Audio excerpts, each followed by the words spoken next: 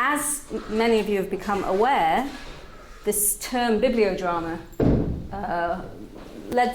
it refers to at least two schools of two approaches, and they have things in common, but they're also different, as you will see very quickly.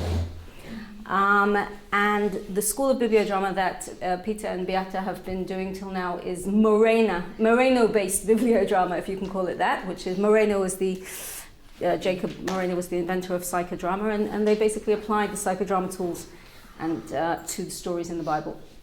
The bibliodrama that I'm doing is called in Europe Bibliolog because there already was a bibliodrama in Europe, and the inventor of this version of this Bibliolog, his name is Peter Pitzele.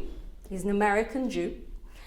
And he's also a trained psychodramatist, as well as a professor of literature, I think in Harvard. And what we're going to do is, I'm going to give you a bit of background to the story, and then we're going to jump in. We'll start reading, and after we've read the first verse, I'm going to turn to you, the whole group, as if you are a character in the story, and I'm going to ask you a question. And the answer will not be in the text. You will have to make it up yourself from your imagination. But what I'm asking you to do is to make it up in a wise way. We can joke, we can have some jokes, and that's fine, but there really is an invitation here to go deep. So, I'm going to ask you a question, and then anybody can speak up and give me an answer that when you looked inside, you said to yourself, well, what could be the answer? What does my intuition say?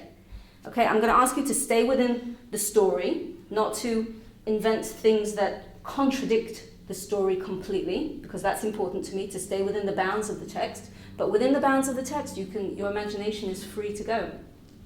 And one person will say something, and then another person will say something, and you don't have to agree with each other. And we're not looking for right answers, okay? So you'll just together, you'll build the answers, you'll build characters, you'll build the story. We'll all build a story as a group. Okay, and we'll continue, and that's how we'll go.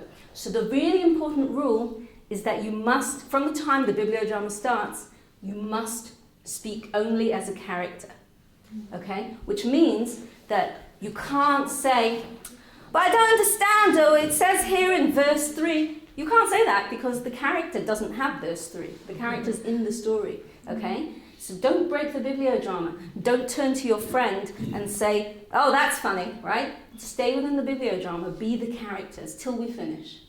Speak in first person, say I and we, okay? That's the most important rule, okay? And if you're a bit confused, so you can wait till you see what other people are doing, and then you can join in, okay? So don't worry about it. It's fine not to say anything. If you want to be silent for the entire time, you can, okay? But if you speak, you might surprise yourself with what you're saying, okay? Because some wisdom might come out of you to share with the group, and it might be meaningful for you. So the first thing when doing a bibliodrama is to ask good questions, okay? I've given you some examples on sheet 4 of a whole bunch of the kinds of questions you could ask if you wanted. And you are most welcome to use these questions when preparing a bibliodrama of this sort. However, what's even more important than this is that you should think of the questions that interest you.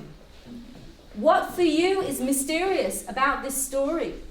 What for you is not clear? What if you met the character at a party, or you were a journalist interviewing the character, would you want to ask? Okay? Can anyone right now on the spot think of a question that I did not ask one of the characters that you might want to ask? Can you think of one? Have a think for a second. What question might you want to ask? Or maybe a character that I didn't interview that you'd like to interview.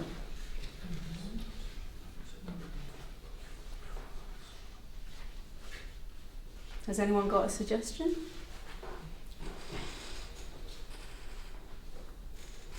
Or let's say that we would carry on with the story afterwards, after Cain's been cursed. What bibliodramatic question would you might you want to ask then of somebody? Can you think? Do you have one? How do you feel now? To Cain. How do you feel now? Give me another sentence on that.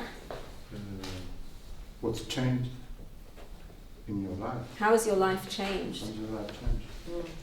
Okay. Anyone else? Do you miss your brother? Do you miss your brother?